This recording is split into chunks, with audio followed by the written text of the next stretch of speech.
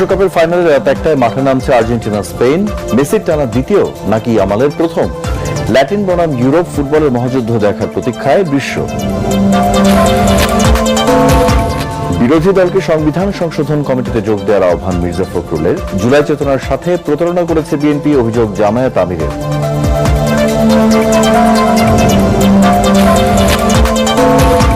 জুলাইকে বিক্রি করে ফায়দা হাসিলের রাজনীতি দীর্ঘস্থায়ী হবে না, মন্তব্য স্বরাষ্ট্রমন্ত্রীর।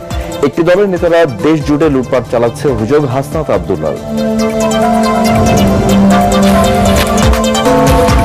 শাপলা চত্বর হত্যাযজ্ঞে নিহত 61 জানালেন চিফ প্রসিকিউটর।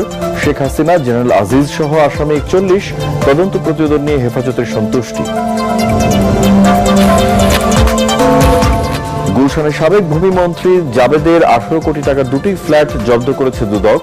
শাহজালাল বিমানবন্দরে ফলের বাক্স থেকে 16 কেজি স্বর্ণ উদ্ধার। এবং 24-এর আজকের দিনে ইন্টারনেট বন্ধ, হেলিকপ্টার থেকে গুলি ও সেনাবাহিনী মাঠে নামিয়েও দমানো যায়নি আন্দোলন। সারা দেশে প্রাণ হারায় 67 জন।